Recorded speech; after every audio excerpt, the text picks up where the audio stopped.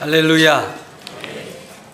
찬양과 경배를 받으시기에 합당하신 주님, 온 천하 만물을 주관하시고 다스리시는 하나님, 성도들 한 사람 한 사람의 삶에 역사하시는 하나님 우리 아버지께 찬양과 경배를 드립니다.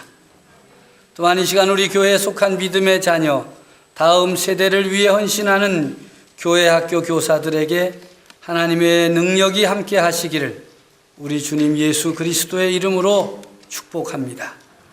다음 세대인 우리 자녀들에게 복음을 증거하고 가르치고 복음의 삶을 살 수 있도록 이끌어가는 사역은 참으로 귀한 선교 사역입니다.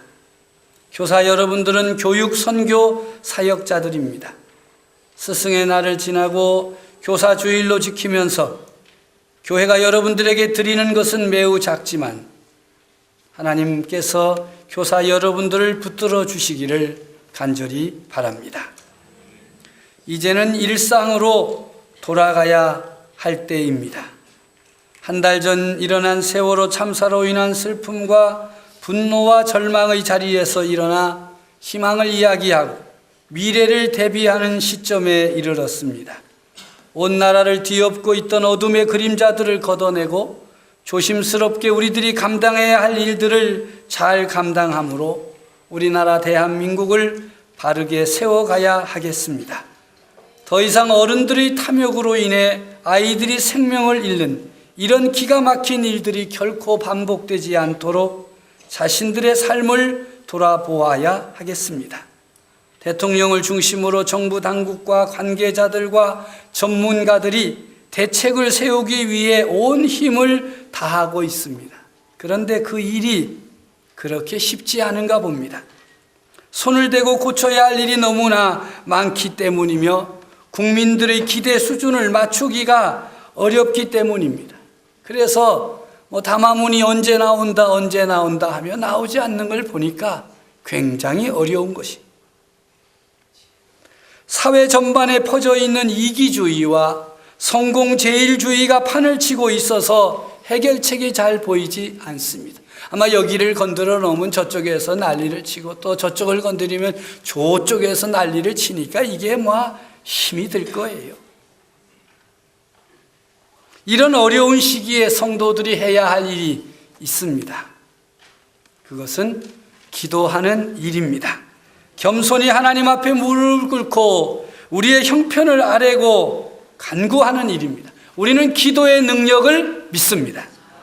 우리의 기도에 응답하시는 하나님을 믿습니다. 할렐루야. 이 시대의 문제는 생명입니다. 생명이 문제입니다. 생명의 문제는 어느 누구에게나 중요한 문제지요. 우리의 삶 전부가 생명을 지키는데 집중하고 있습니다.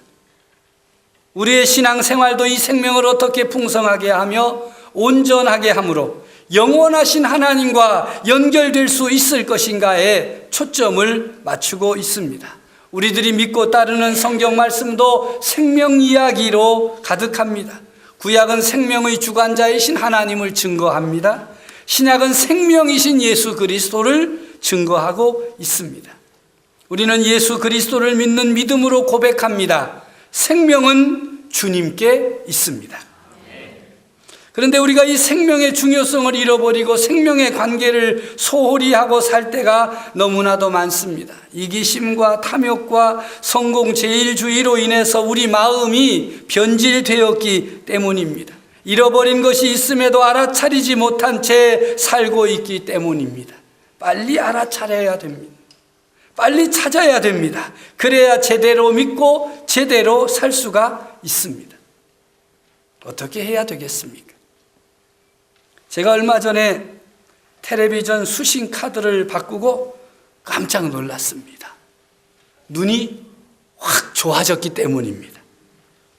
텔레비전도 그대로고 안경도 그대로인데 훨씬 더 잘 보이는 거예요.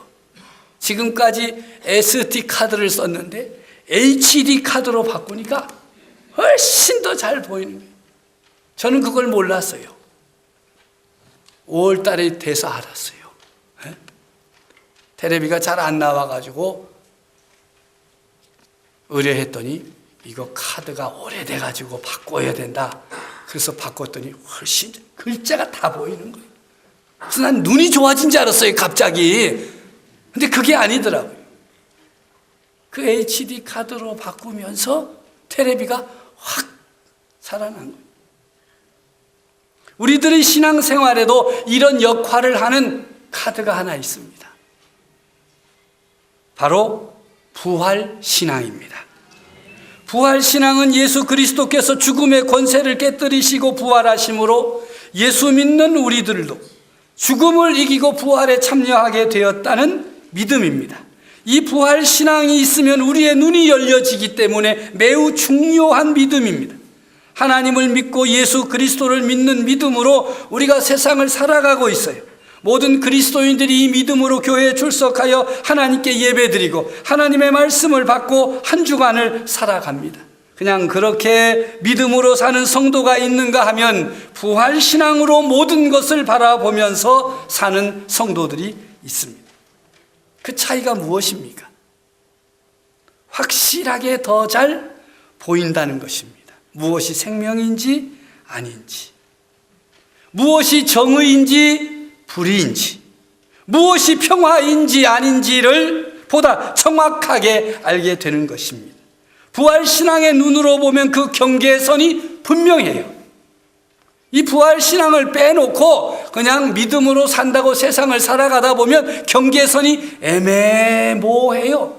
여기가 맞는 건지 저기가 맞는 건지, 그래서 에라 모르겠다, 한번 해보고 말자, 그래서 그냥 되는 대로 사는 거예요. 그리고 돌아와서 하나님 가만히 생각해 보니까 잘못 산 것 같은데 용서해 주시옵소서.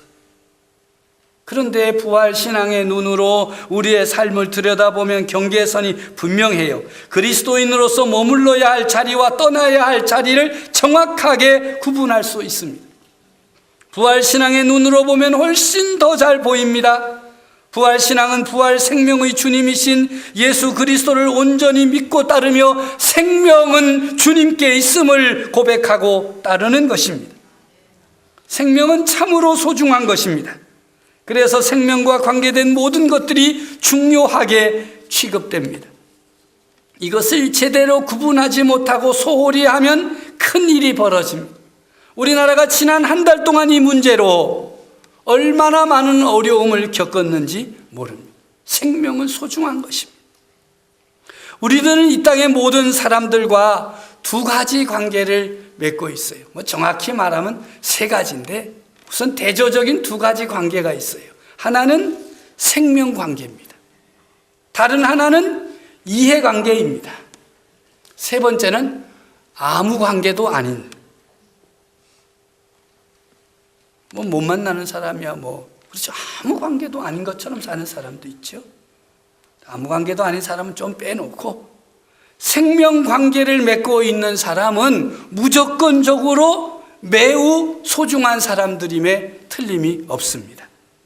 이해관계를 맺고 있는 사람은 이익이냐 손해냐로 중요한 사람인가 아닌가를 판단합니다. 내게 이익을 주는 사람은 중요한 사람이죠.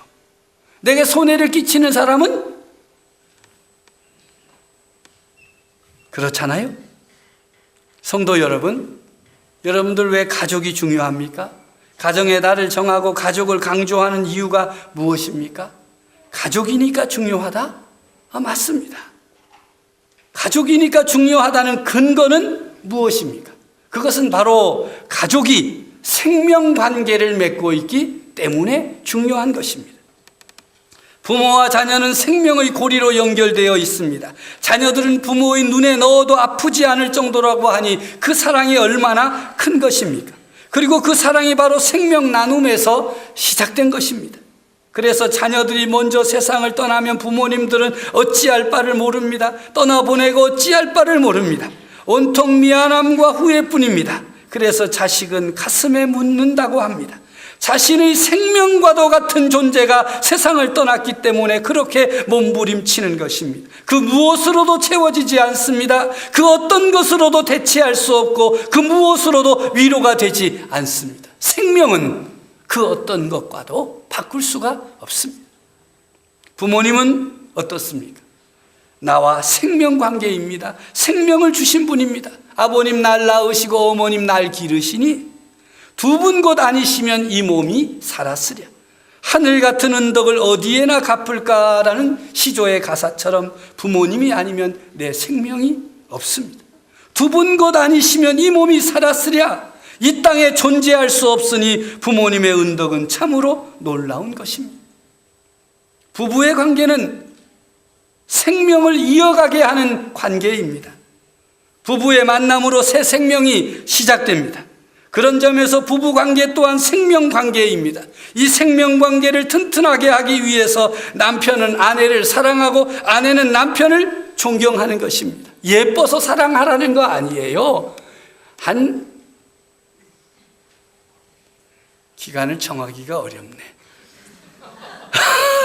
한 2, 3년 지나면 아무리 이쁜 것이기도 그래요. 덜 보는데 뭐가 그렇게 이뻐요? 또 남편이 처음엔 얼마나 멋있어 보이고 존경스러워 보여요. 근데 살아보니까 별거 아니잖아요. 그런데 왜 우리가 사랑하고 존경해요? 그것은 우리가 생명을 이어가는 관계, 생명관계이기 때문에 그런 것입니다. 생명관계이기 때문에 사랑하는 것이요, 생명관계를 맺고 있기 때문에 그 생명관계를 잘 지키기 위해서 존경하는 것이에요. 그 생명관계를 빼놓고 나면요, 아무것도 남는 게 없어요. 형제와 자매의 관계도 마찬가지입니다. 부모님으로부터 생명을 이어받은 관계입니다. 서로의 이익을 추구하기 위해 만나는 관계가 아니라 생명을 풍성하게 하기 위해 함께 사는 관계입니다. 생명관계를 맺고 있는 가족입니다. 그런 가족이기에 서로 나누고 섬기고 함께 성장하는 것입니다. 그런데 우리들의 형편은 어떻습니까? 이 생명관계를 잃어버린 채 살아가고 있는 가족이 얼마나 많은지 모릅니다. 부부가 얼마나 많은지 모릅니다. 부모와 자녀가 얼마나 많은지 모릅니다.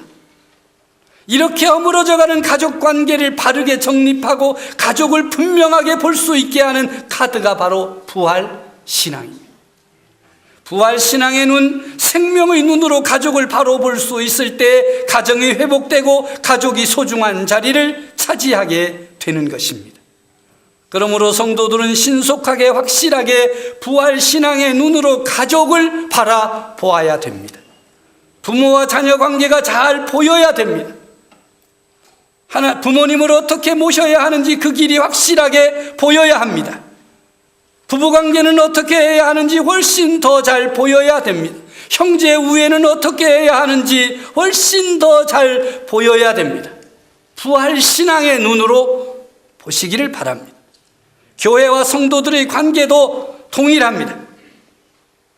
생명의 관계를 맺고 있는 성도들이 있는가 하면 그저 이해관계로 교회를 다니는 사람도 있습니다. 또 어떤 분들은 아무 관계도 안 맺고 그냥 교회에 다니는 사람도 있습니다. 부활신앙의 눈으로 교회를 바라보고 성도들을 바라봄으로 우리 교회 가운데 생명의 역사가 충만하게 일어나기를 간절히 바랍니다. 성도 여러분, 예수 그리스도가 우리에게 왜 중요합니까? 왜 예수 그리스도를 믿습니까? 우리에게 생명을 주시는 주님이시기 때문입니다. 예수님은 우리와 생명관계입니다. 우리들이 마음으로는 하나님의 법을 섬기고 육신으로는 죄의 법을 섬기는 모순덩어리예요. 가족이 중요하다고 말하면 맞아, 중요하지. 내가 오늘부터는 좀 잘해야 되겠다 이렇게 결단은 해보지만 여러분 오늘 또 집에 돌아가 보세요. 아니 뭐 이래 막 넘어가는 사람이 2사람 이상은 생길 거 아니겠어요? 무슨 덩어리예요. 마음으로는 잘할 것 같은데 실제적인 생활에 나가면 생명관계보다는 이해관계, 자기의 편함과 이익과 유익을 추구하느라고 잘 안 돼요. 선을 행하기 원하는 나에게 악이 함께하는 곤고한 존재가 바로 나입니다. 이 사망의 몸에서 누가 우리를 건져내 주시겠습니까? 성경은 말씀합니다. 우리 주 예수 그리스도로 말미암아 하나님께 감사하리로다. 이제 그리스도 예수 안에 있는 자에게는 결코 정죄함이 없느니라. 왜 그렇습니까? 그리스도 예수 안에 있는 생명의 성령의 법이 죄와 사망의 법에서 우리를 해방하였기 때문입니다. 예수 그리스도의 생명이 우리 가운데 역사하기 때문입니다. 성경은 계속 말씀합니다. 율법이 육신으로 말미암아 연약하여 할 수 없는 그것을 하나님은 하시나니 곧 죄로 말미암아 자기 아들을 죄 있는 육신의 모양으로 보내어 육신의 죄를 정하사 육신을 따르지 않고 그 영을 따라 행하는 우리에게 율법의 요구가 이루어지게 하려 하심이니라. 육신을 따르는 자는 육신의 일을, 영을 따르는 자는 영의 일을 생각하나니 육신의 생각은 사망이요 영의 생각은 생명과 평안이니라. 육신의 생각은 하나님과 원수가 되나니 이는 하나님의 법에 굴복하지 아니할 뿐 아니라 할 수도 없습니다. 육신에 있는 자들은 하나님을 기쁘시게 할 수 없느니라. 만일 너희 속에 하나님의 영이 거하시면 너희가 육신에 있지 아니하고 영에 있나니 누구든지 그리스도의 영이 없으면 그리스도의 사람이 아니니라. 또 그리스도께서 너희 안에 계시면 몸은 죄로 말미암아 죽은 것이나 영은 의로 말미암아 살아있는 것이니라. 예수를 죽은 자 가운데서 살리신 이의 영이 너희 안에 거하시면 그리스도 예수를 죽은 자 가운데서 살리신 이가 너희 안에 거하시는 그의 영으로 말미암아 너희 죽을 몸도 살리시리라. 아멘. 이 말씀을 통해 볼 때 우리 성도들은 분명히 예수 그리스도와 생명관계입니다. 예수님을 믿을 때 생명관계로 알고 믿어야만 제대로 믿을 수 있습니다. 생명이 주님께 있음이 분명합니다. 어떤 분들은 이렇게 말합니다. 나 예수 믿어봐야 별로 그래. 이래도 좋은 거 없고 저래도 좋은 거 없고 되는 일도 없고 애들도 그렇고 남편도 그렇고 주소 섬기는데 들어보니까 그럴듯합니다. 그 말이 옳습니다. 그런데 그분은 예수님과의 관계를 이해관계로 생각하니까 따지는 것입니다. 여러분, 부부가 이해관계가 되면 어떻게 되겠어요? 골치 아프죠. 안 만나는 게 낫죠. 생명관계가 되어야 예수를 제대로 믿을 수 있습니다. 가족도 그렇고 예수님을 믿는 믿음도 이해관계가 아니라 생명관계로 발전해야만 믿음이 성장하고 그 믿음을 통해서 주님의 생명이 우리 가운데 역사하고 우리의 죽을 몸도 다시 살아나는 부활에 참여하게 되는 것입니다. 그러므로 우리 성도들과 교회가 힘써야 할 일이 있습니다. 바로 생명운동입니다.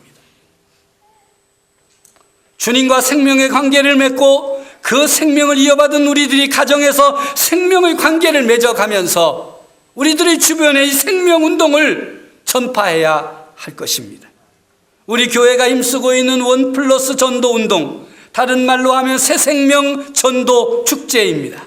성도들을 통해 사랑하는 이들이 예수님과 생명관계를 맺도록 도와주는 사랑운동, 생명운동입니다. 우리는 이런 생명의 관계가 맺어지도록 기도합니다. 찾아가서 생명의 주님이신 예수 그리스도가 누구인지, 내가 어떻게 예수 그리스도와 생명관계를 맺고 생명을 얻었고 누리게 되었는지를 간증하고 초청함으로써 더 많은 사람들이 예수 그리스도와 생명관계를 맺고 생명을 누릴 수 있도록 힘쓰는 귀한 운동이 바로 1+ 전도운동입니다. 생명이신 예수 그리스도를 전하는 일이 그 중심입니다. 이 일의 최고의 전략은 기도입니다. 우리가 기도의 능력을 믿습니다. 기도하는 이가 전도할 수 있습니다.